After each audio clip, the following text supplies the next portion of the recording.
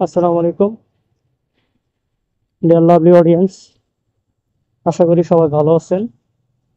আল্লাহ পাকের অশেষ রহমতে আলহামদুলিল্লাহ আমি ভালো আছি। ইউটিউব থেকে ফেসবুক থেকে যারা মনে করেন যে মনিটাইজেশন পাইলেই মাসে লাখ লাখ টাকা ইনকাম, এই ধারণাটা টোটালি ভ্রান্ত একটা ধারণা। কারণ আমার ইউটিউব চ্যানেল মনিটাইজেশন পাইছি আজ থেকে প্রায় 7-8 মাস আগে। 7-8 মাস আগে থেকে আজ পর্যন্ত আমার এই চ্যানেল থেকে ডলার ইনকাম জেনারেট হয়েছে অনলি $23। $23 ইনকাম হয়েছে 7-8 মাসে। তো মনিটাইজেশন কিন্তু আমি পাইছি 7-8 মাস আগে। যারা মনে করে যে মনিটাইজেশন হইলেই লাখ লাখ টাকা ইনকাম, এটা হচ্ছে ভ্রান্ত ধারণা। তো এই যে ইনকামটা, এটা আসে কোথা থেকে? মূলত এটা আসে হচ্ছে আমাদের যে ভিডিওগুলা, এই ভিডিওগুলো যদি মানুষ বেশি বেশি দেখে, যদি ভিউজ হয়, এবং যে ভিডিও ভিউজ হবে সেটাতে গুগল অ্যাডস শো করবে, বিভিন্ন কোম্পানির বিজ্ঞপ্তি শো করবে। এই যে বিভিন্ন কোম্পানির যে বিজ্ঞপ্তিগুলো থাকে, মূলত এই বিজ্ঞপ্তিগুলো থেকেই ইনকামগুলো আসে। সো এখন কথা হচ্ছে যে তাহলে আমার কেন 7-8 মাসে অনলি $23 হলো? এর কারণ হচ্ছে যে আমার যে ভিডিওগুলো, এখানে ভিউজ কম, আমার ভিডিওগুলোতে ভিউ কম হয়। যেহেতু আমার এগুলো ট্রাভেল ব্লগ, ভিউজ কম হয় এই কারণে। আবার যেহেতু ভিউজ কম, সেহেতু আমার ইনকাম কম। সো এই জন্য আমি বলতে চাচ্ছি যে যারা ভাবে যে মনিটাইজেশন হইলেই লাখ লাখ টাকা ইনকাম, এটা আসলে একটা ভ্রান্ত ধারণা।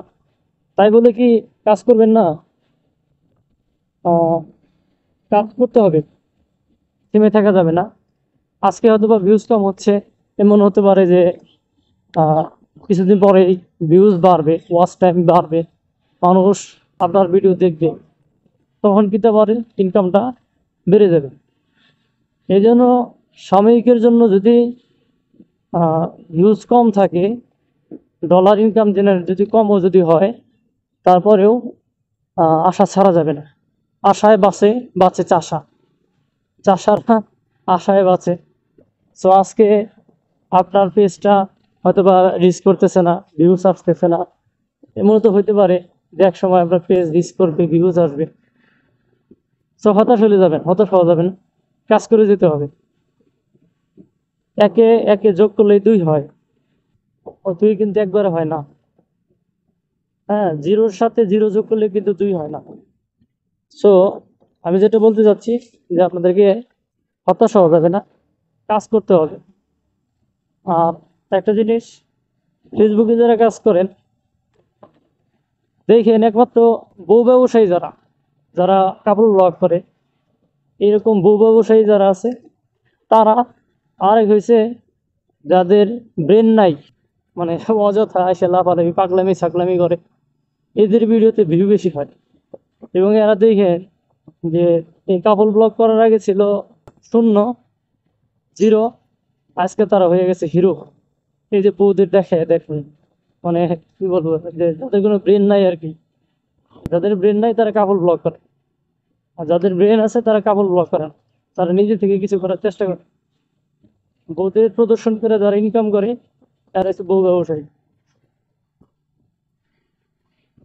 সো হতাশ হওয়া যাবে না, কাজ করে যেতে হবে, টুকটাক কাজ করেন, সময় দেন বেশি বেশি ভিডিওতে, ভিডিওর কোয়ালিটি ভালো করার চেষ্টা করুন। আজ অথবা কাল একটা ভিডিও যদি ভাইরাল হয়ে যায় আপনার চ্যানেল থেকে, দেখবেন যে মানুষ আপনার চ্যানেলে গিয়ে আপনার ভিডিও দেখে আসবে, আপনাকে সাবস্ক্রাইব করে দিয়ে আসবে, আপনাকে ফলো দিয়ে আসবে। তো ভালো ব্লগ করার চেষ্টা করুন, ভালো ভিডিও করার চেষ্টা করুন। আপনারা যে যে মাধ্যম থেকে দেখছেন, ফেসবুক অথবা ইউটিউব থেকে, দয়া করে আমাকে সাপোর্ট করে দিয়ে যাবেন। ফেসবুক থেকে দেখে থাকলে একটা ফলো, আর ইউটিউব থেকে দেখে থাকলে আমার চ্যানেলটাকে সাবস্ক্রাইব, ঠিক আছে? আপনাদের ছোট ছোট অনুপ্রেরণা আমার জন্য পথ চলায় একটা সাহস যোগাবে। রমজান মাস পবিত্র রোজার দিন, পবিত্র একটি মাস। এই মাসে আল্লাহ পাক যে কোনো আমলকে 70 গুণ সওয়াবে বর্ধিত করে দেন।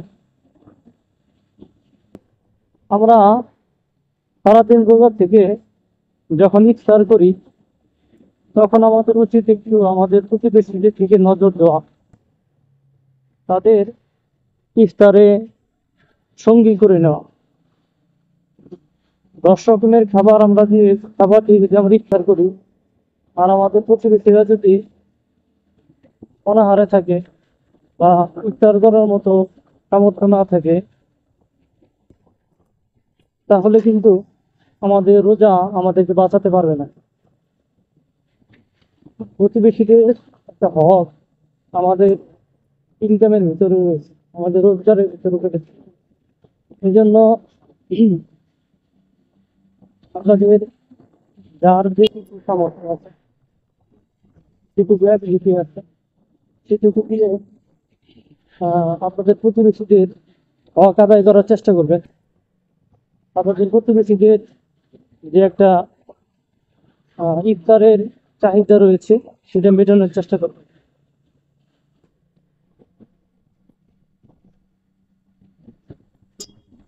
আল্লাহ পাক আমাদের সবাইকে বোঝার তৌফিক দান করুক, আমরা যেন সহি বুঝ পাই এবং আমাদের প্রতিবেশীদের যে হক আছে সেটা যেন আমরা আদায় করতে পারি।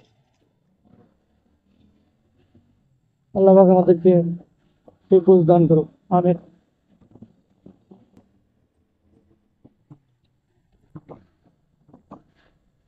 আজকের বিকালটা একটু স্পেশালি আমার কাছে খুব ভালো লাগছে, কারণ দেখেন প্রত্যেকটা গাছে নতুন পাতা পাতা গজাচ্ছে। গাছের সৌন্দর্য কিন্তু পাতা, পাতা যদি না থাকে গাছ সৌন্দর্য থাকে না। পৃথিবীতে যদি পানি না থাকে তাহলে নদীর কোনো সৌন্দর্য থাকে না। আর মানুষের ভিতরে যদি মনুষ্যত্ব না থাকে তাহলে মানুষ তাকে বলা হয়।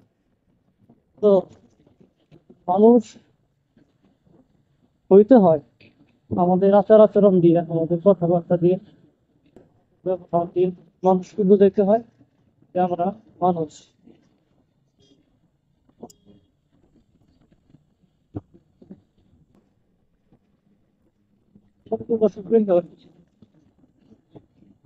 সবাই আমাকে সাপোর্ট দেবেন, আপনাদের সাপোর্টে খেললে এগিয়ে যাবো। আমার পেজ প্রোফাইল দুটাই ছোট, আমার ইউটিউব চ্যানেলটাও ছোট।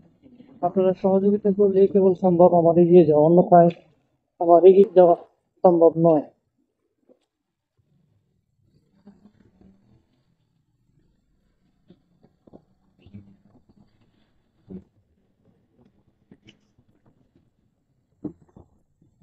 ছোট ছোট বালিকণা বিন্দু বিন্দু জল গড়ে তোলে মহাদেশ সাগর অতল।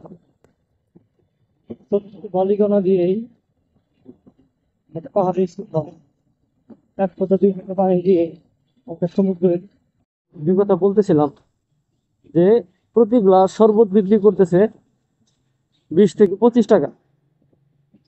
মানুষের জায়গা দিতে পারতেছে না, প্রচন্ড পরিমাণে গ্রাহক চাহিদা।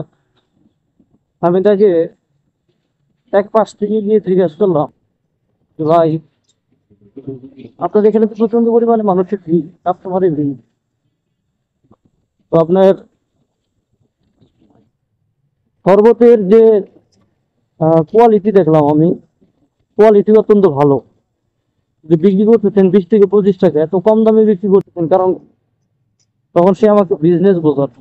ভাই দেখেন, আমি গ্রাজুয়েশন কমপ্লিট করা একটা ছেলে, আমি চাকরি পাচ্ছিলাম না, আমি কি করব, আমি হতাশায় ছিলাম। একটা সময় আমার মনে হলো যে আমি তো ইচ্ছা করে বেকার রয়েছি, আমি শরবতের বিজনেস শুরু করলাম। প্রথম অবস্থায় মানুষ খুব একটা হইতো না, কিন্তু আমি হাল ছাড়ি নাই, আমি আমার মতো কাজ চালিয়ে যাচ্ছি। আজকের এই পরিস্থিতি দেখেন, আমি প্রতিদিন এভারেজে প্রায় 800 থেকে 1000 গ্লাস শরবত বিক্রি করি। 800 থেকে 1000 গ্লাস শরবত। আমি জিজ্ঞেস করলাম দাম কম কেন, কোয়ালিটি তো ভালো। তখন ওই লোকটা বললো ভাই, আমি প্রতি গ্লাসে 3 থেকে 5 টাকা লাভ হয় আমার প্রতি গ্লাসে। 800 গ্লাস যদি আমার প্রতিদিন সেল হয় অ্যাভারেজে, তাহলে হিসাব করে দেখেন আমার কত টাকা লাভ হয় প্রতিদিন। Can you imagine it? এই যে একটা ছোট্ট ব্যবসায়ী, শরবত ব্যবসায়ী, এর সাথে কি একজন বিসিএস ক্যাডার চাকরির যে মূল বেতনটা, সেই বেতন দিতে পারবে? একটা ফার্স্ট ক্লাস অফিসারের মূল বেতন হচ্ছে 40,000 টাকা, সর্বোচ্চ 40,000 45,000 টাকা। তো সে কি এই ছেলেটার সাথে পারবে ইনকাম করে? সো আমাদের এখানে প্রবলেম যেটা, সেটা হচ্ছে যে আমরা উদ্যোগ নিতে পারি না, আমরা উদ্যোগ নিতে ভয় পাই। আমরা চাকরি নামক মেধাবৃত্তি এটাতেও প্রশ্ন, চাকরি নামক মেধাবৃত্তি এটা থেকে যদি আমরা বের হয়ে আসতে পারি, তাহলেই কেবল উন্নয়ন সম্ভব। আমাদের দর্শক, আমি যেটা আমরা বোঝাতে চাইতেছি, এটা হচ্ছে যে বেকারত্ব